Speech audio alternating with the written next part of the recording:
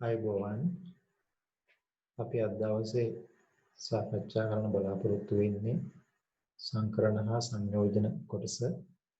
බුද්ධි පරීක්ෂණය ප්‍රශ්න පත්‍රයකදී මූලික ගණිතමය කොටස් වලට අයිති මාතෘකාව තමයි සංකරණ හා සංයෝජන කියන කොටස. ප්‍රශ්න පත්‍රයක බොහෝ විට ලකුණු දෙකක එක කොටසක ප්‍රශ්නයක් හෝ කොටස් තුනක ලකුණු 6ක ප්‍රශ්නයක් හෝ කොටස් 5ක ප්‍රශ්නයක් ලැබෙන්න පුළුවන්. මේක අනිවාර්යයෙන්ම ලැබෙනවා කියන එක තහවුරු කරන්න බෑ. නමුත් අපි මේක දැනගෙන ඉන්න අවශ්‍යයි. බුද්ධි පරීක්ෂණ ප්‍රශ්න පත්‍රයේ ගණන් අහන ක්‍රමයක් තමයි සංකරණ හා සංයෝජන. ඉතින් සංකරණ හා සංයෝජන වලදී අපි බලමු මුලින්ම මේ මොනවද සංකරණ කියන්නේ සංයෝජන කියන්නේ මොනවද කියලා බලමු. සංකරණ සහ සංයෝජන කියලා කියන්නේ එකිනෙකට වෙනස් සිද්ධාන්ත දෙකක්.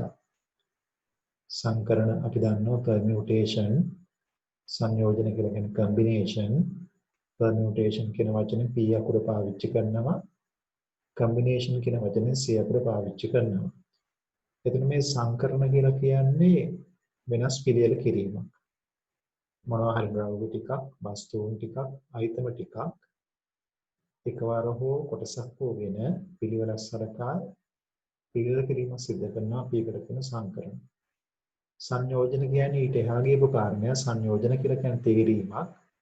ඒතර පිළිවෙල කිරීමක් නැහැ. අපිට කණ්ඩායමක්, උපකණ්ඩායමක්, කමිටුවක් තේරීමක් කරගන්න පුළුවන් සංයෝජන පාවිච්චි කරලා. දැන් මතක තියාගන්න අපි සංකරණවලදී වරකට ද්‍රව්‍ය ටික සියල්ලම හෝ කොටසක් හෝගෙන පිළිවෙලක් සලකලා පිළිවෙල කිරීමක් කරන්න පුළුවන්. ඒ පිළිවෙල කිරීම පේලියක් ආකාරයෙන් හෝ වෘත්තාකාර ආකාරයෙන් සිදු කරන්න පුළුවන්. අනිවාර්යයෙන්ම සංකරණයක් වෙනකොට පිළිවෙලකට අනුව තමයි අපි පිළිවෙල කිරීම කරන්නේ. නැත්නම් ඕඩර් එකක් අනුව තමයි පිළිවෙල කිරීම කරන්නේ. ඊළඟ බලමු උදාහරණයක් වශයෙන් අපි හිතමු වෙනස් අකුරු භාවිතා කර වෙනස් වචන සාධන ආකාරයක් ගැන හිතන්න. අපි හිතමු ABC කියලා අකුරු තුනක්. ABC කියන අකුරු තුනක් අරගෙන අපිට ABC කියන අකුරු තුන පාවිච්චි කරලා සාධන පුළුවන් වෙනස් වචන මොනවද කියලා සොයලා බලමු. දැන් මෙතන හොඳට මතක තියාගන්න මේ ABC කියන අක්ෂර පාවිච්චි කරලා අපි වෙනස් වචන සාධන විට ඒ වචන වලට තේරුමක් අවශ්‍ය වෙන්නේ. තේරුමක් තියෙන්නත් පුළුවන් නැති වෙන්නත් පුළුවන්. අපිට අවශ්‍ය වෙන වචන විතරයි. අපි එතෙන්දී සාමාන්‍ය මේක ලියලා බැලුවොත් ඒ අක්ෂරේ මුලට ගත්තට පස්සේ ලැබෙන පුළුවන් ආකාර දෙකක් අපිට මෙතන පේනවා ABC සහ ACB.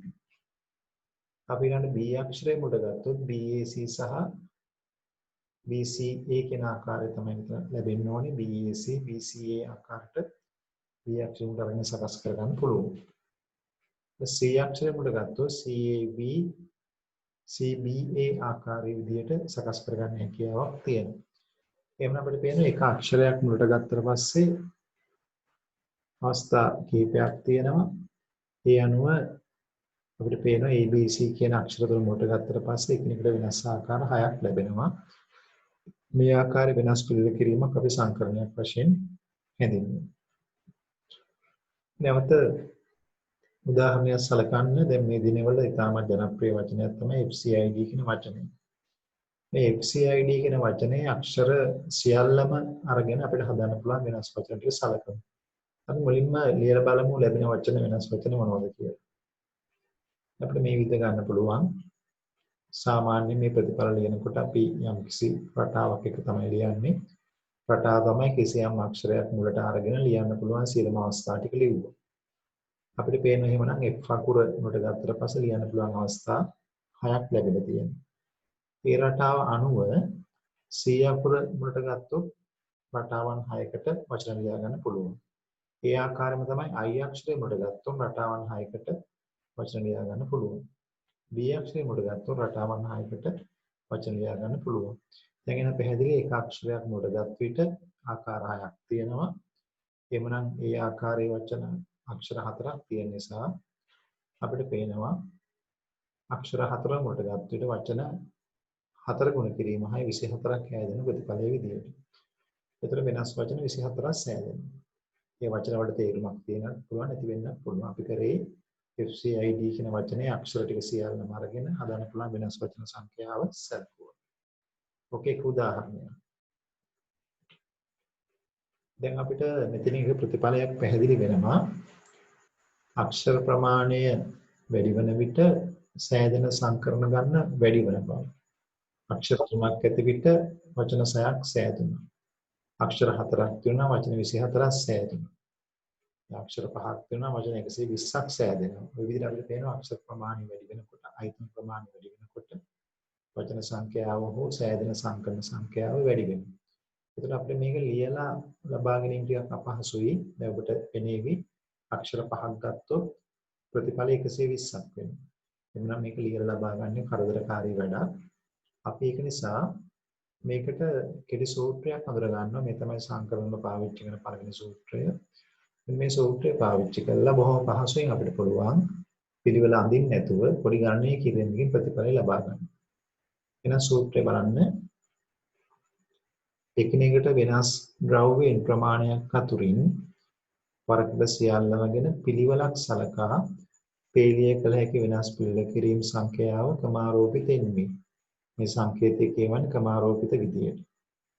මේ කියවන්නේ ක්‍රමාරෝපිත විදියට. ෆැක්ටෝරියල්. එවනම් බලන්න මෙතන මේ පළවෙනි සූත්‍රය තුල විශේෂයෙන්ම highlight කරගන්නවා වෙනස් ද්‍රව්‍ය කියන එක.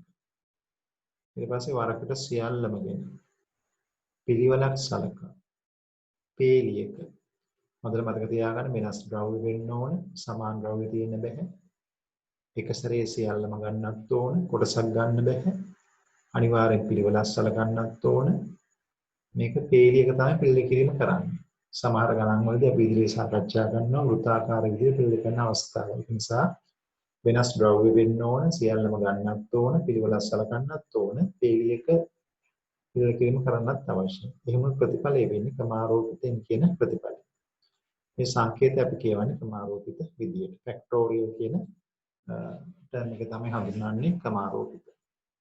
දැන් බලමු මේ ක්‍රමාරෝපිත n කියන එක සුළු කරන ආකාරය. ක්‍රමාරෝපිත n කියන එකේ තේරුම තමයි n වලින් ආරම්භ කරලා ක්‍රමක්‍රමයෙන් එක එක අඩු කර කර ගුණිතය ගන්න ඕන අවසානයේ දක්වා. 3 ගුණ කිරීම 2 ගුණ කිරීම 1.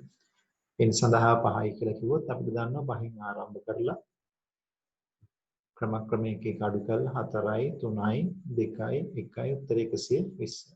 ඔය ආකාරයෙන් ගන්න පුළුවන්. අපි 7 එකම ආරෝපිත ගන්න අවශ්‍ය නම් 7න් ආරම්භ කරලා 7 6 5 4 3 2 1 5040යි ප්‍රතිඵලය. අපි ඊළඟ මේ වගේ අවස්ථාවකදී යම්කිසි කලින් ගත්ත ප්‍රතිඵලත් එක්ක දෙයක් ලබා ගන්නවා. ඒක තමයි ප්‍රතිඵල ලබා ගන්නවා. ඒක තමයි 7 එකම ආරෝපිත 7 ගුණ කිරීම 6 ගුණ කිරීම පහෙන් ඉස්සරහට ටික අපිට ලබා ගන්න පුළුවන් කලින් ලබාගත්ත පහේකම ආරෝපිත විදියට. එතකොට මෙතෙන්දී පහේ සිට එක දක්වා තියෙන ගුණිතය පහේකම ආරෝපිත කියලා ගන්න පුළුවන්. කලින් අපි පහේකම ආරෝපිත සොයාගත්ත 120 විදියට. එහෙනම් ප්‍රතිඵලය එනවා 7 එකම ආරෝපිත 7 ගුණ කිරීම 6 ගුණ කිරීම පහේකම ආරෝපිත. 7 වරක් 6 42යි පහේකම ආරෝපිත 120යි 5040ක් ලැබෙන පිළිතුර විදිය. ඉදිරියේදී අපි ගණනය කිරීම සඳහා මේ වගේ ප්‍රතිඵල කලින් දන්නා ප්‍රතිඵල පාවිච්චි කර ගන්න පුළුවන් මේ සම්බන්ධතාවයෙන් ඔස්සේ.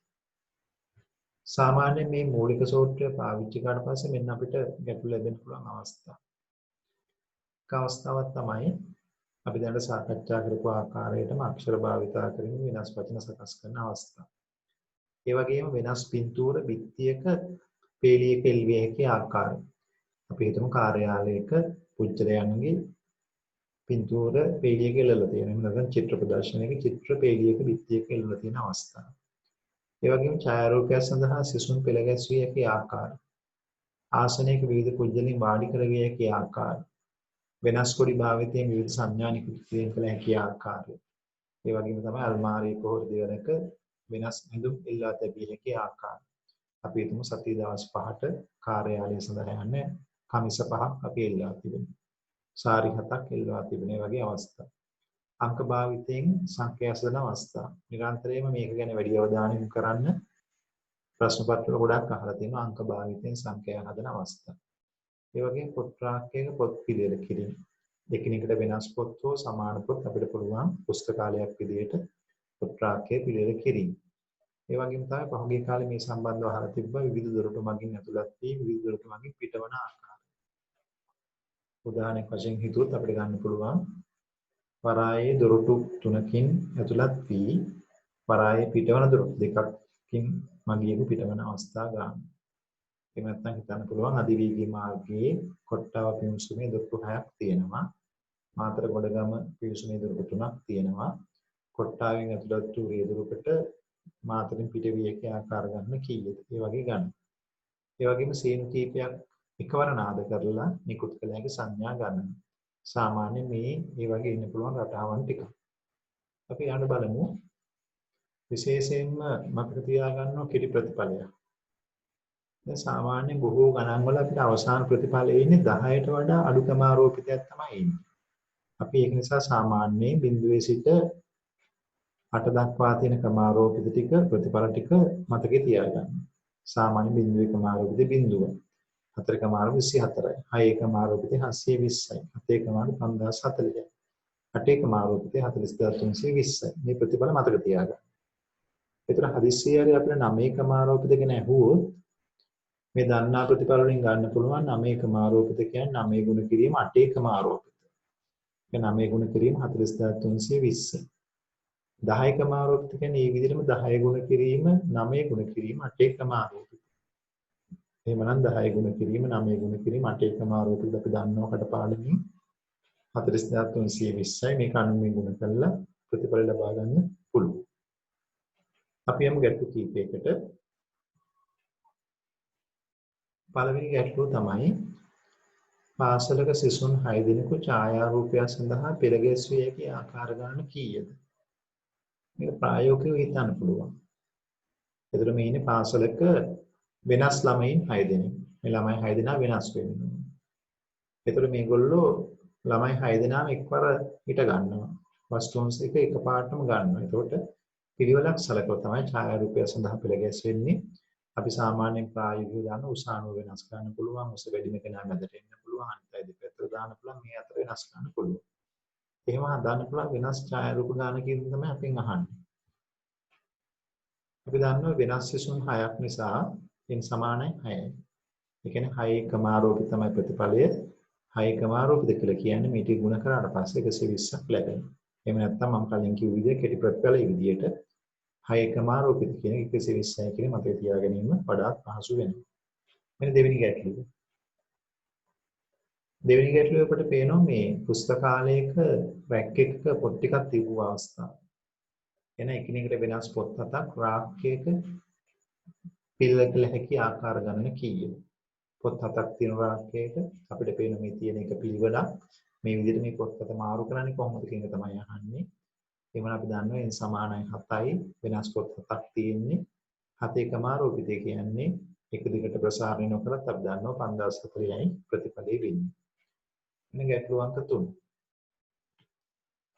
එකිනෙකට වෙනස් චිත්‍ර පහක් පිටියක එල්ලවිය හැකි ආකාර ගණන කීයද? දැන් අපිට පේනවා එකිනෙකට වෙනස් චිත්‍ර පහක්. චිත්‍ර ප්‍රදර්ශනයක වෙන්න පුළුවන් නැත්නම් අලංකාර පිටියක එල්ලන වෙන්න පුළුවන්. මේක එහාට මෙහාට මාරු කරන්න පුළුවන්. අපෙන් අහන වෙනස් ආකාර ගණන කීයද?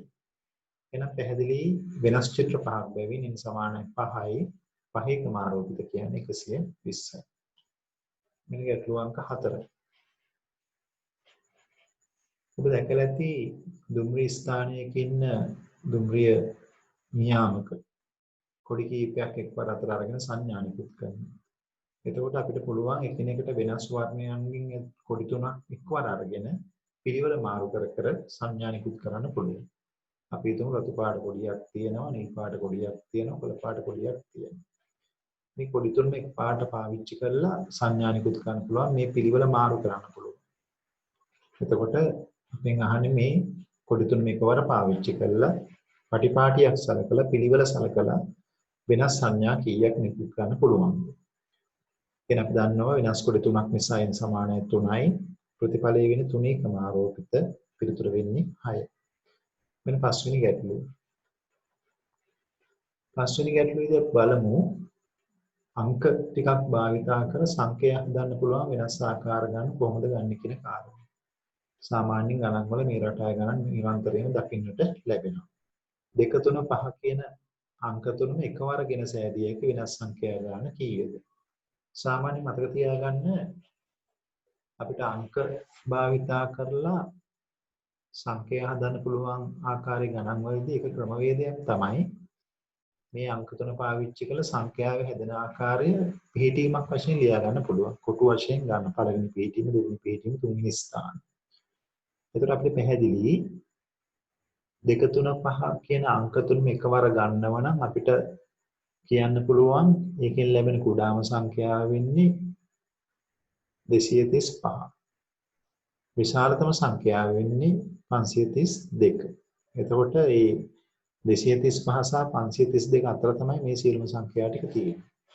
ඒතර එක ක්‍රමවේදයක් තමයි දැන් බලන්න දෙකේ ඉලක්කම මුල් ස්ථානයේ එන්න පුළුවන්, තුනේ ඉලක්කම මැද ස්ථානයේ එන්න පුළුවන්, පහේ ඉලක්කම අග ස්ථානයේ එන්න පුළුවන්. ඒකෙන් 235. ඔක මාරුලා ගොඩක් සංඛ්‍යා හදන්න පුළුවන්. ඒතර අපිට මේ ගන්න පුළුවන් අර සූත්‍රය අනුව අංක තුනම එකවර ගන්න නිසා, අංක තුනම වෙනස් නිසා, පේලියක සිද්ධ කරන පිළිවෙල කිරීමක් නිසා අපිට පේනවා n සමානයි 3යි, එනම් ප්‍රතිඵලය වෙන්නේ 6යි. ඒ ආකාරය ලබා ගන්න පුළුවන්. එහෙම නැත්නම් මේක ලබා ගන්න තවත් ක්‍රමයක් තමයි අපිට පුළුවන් මෙන්න මේ ස්ථාන පුරවන ආකාර ගැන හිතන්න. ඒතර පළවෙනි ස්ථානට අංකයක් තෝරගන්න පුළුවන් ආකාර ගන්න 3. ආකාර 3ක් තියෙනවා. ඒ කියන්නේ 2 ඉන්න පුළුවන්, 3 ඉන්න පුළුවන්, 5 ඉන්න පුළුවන්. ඒ වගේම දෙවෙනි ස්ථානට අංකයක් තෝරගන්න පුළුවන් ආකාර ගන්න 2යි. ඇත්තටම මේ ගානේදී කියවෙන්න ඕන අංක තුනම එකවරගෙන එකම අංකය නැවත වරක් භාවිතා නොකර කියන කාරණේ. එහෙනම් එකම අංකය නැවත වරක් භාවිතා කරන්නේ නැහැ කියලා කියන්නේ මෙතන ආකාර 3යි එක සංඛ්‍යාවක් ගත්තා. මෙතන ගත්ත සංඛ්‍යා අපි ඉවත් කරන්න ඕනේ. එහෙනම් තව අවස්ථා දෙකකට සංඛ්‍යා ගන්න පුළුවන්. මෙතන ආකාර ගන්න 2. අවසාන ස්ථානයේ හැමතිස්සෙම ආකාර 1යි තියෙන්නේ. මෙතෙන්ට අංකයක් දැම්ම නිසා 2ක් වුණා. මෙතෙන්ට අංකයක් දැම්ම නිසා එක අවස්ථාවේ තියෙන්නේ. එමනම් උත්තරේ 3 ගුණ කිරීම 2 ගුණ කිරීම එක වශයෙන් ගන්න පුළුවන්. ඒකනේ උත්තරේ 6යි කියන එක ඒ ආකාරයෙන්ම ලබා ගන්න හැකියාවක් තියෙනවා. හරි. දැන් එහෙමනම් ඔබට පුළුවන් මේ ආකාරයේ ගැටලු විසඳ ගන්න. මම ගැටලු 5 සාකච්ඡා කරා. සංකරණ කියන මාතෘකාව එච්චර බිය වෙන්න එපා මේව දැක්කට. එතකොට බොහොම පහසුවෙන් සිද්ධාන්තය තේරුම් ගත්තා නම් පිළිතුරක් ලබා ගන්න පුළුවන්.